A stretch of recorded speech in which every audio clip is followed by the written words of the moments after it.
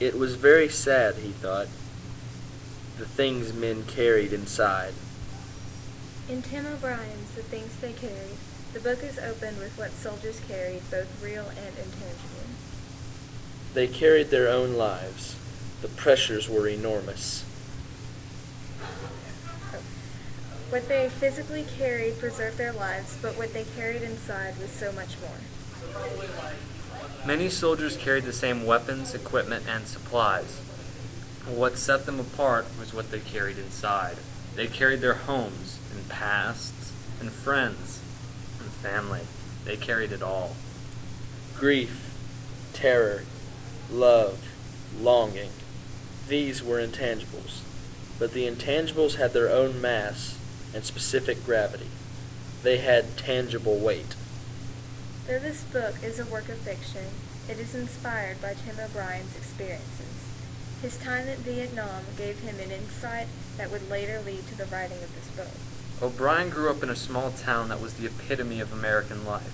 While in Vietnam, this place became a kind of Garden of Eden, as it represented the feelings of home, normalcy, and success. He carried his home with him every day.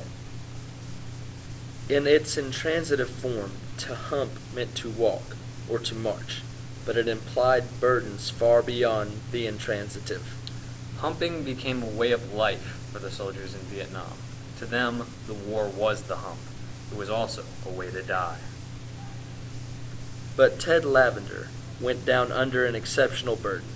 More than 20 pounds of ammunition, plus the flak jacket and helmet and rations and water and toilet paper and tranquilizers and all the rest.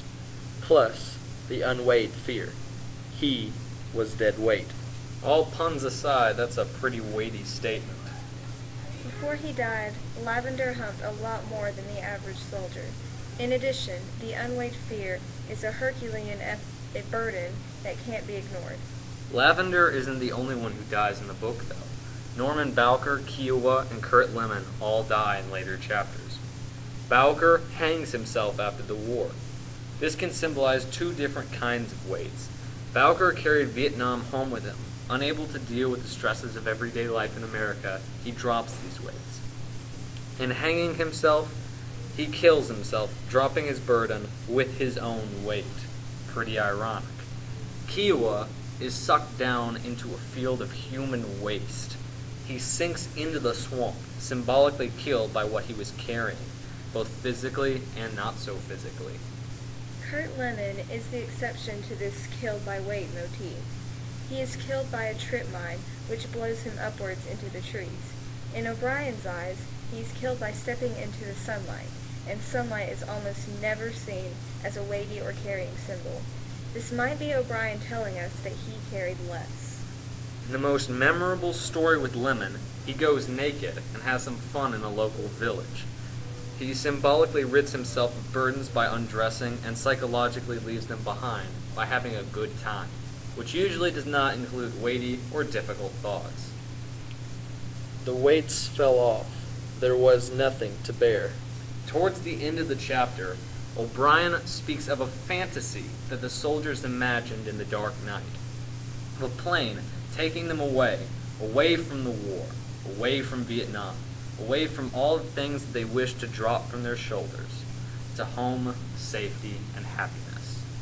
According to Thomas C. Foster, in How to Read Literature Like a Professor, flight is almost always a symbol of freedom. However, when the enormity of the weight the men carried is taken into account, the freedom is so much more than a relief from war. In the air, the atmosphere is lighter. Symbolically, there is no more burden to bear in taking flight, and the things they carried are dropped in this image of liberation. It's like if you were carrying something heavy on your shoulders, like a backpack, for a couple hours. When you take it off, you just feel like you will float away.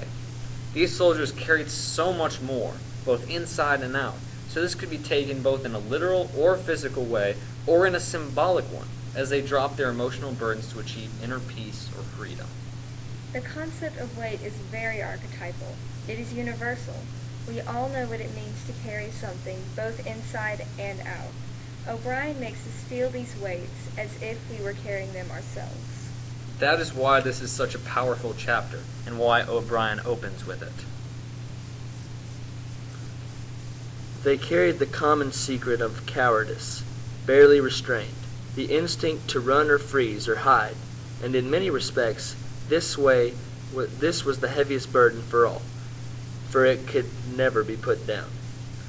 One of the many things that we forget about the Vietnam War is that these were just kids fighting. The chapter where O'Brien describes how he almost escapes to Canada, it really shows how incredibly naive, just simply young these soldiers are. Many of the regular GIs were only 18, barely out of high school, and they were already carrying these incredible burdens.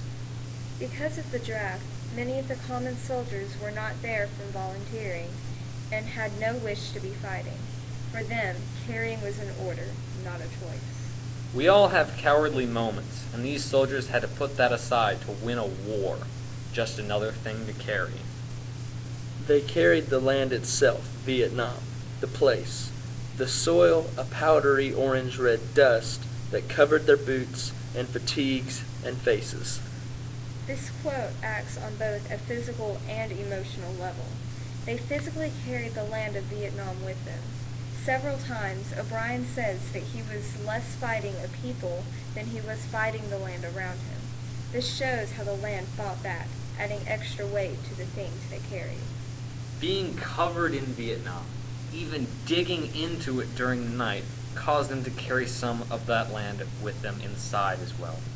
When Norman Bowker hangs himself, it is because he cannot let go of what he carried, and that was Vietnam itself.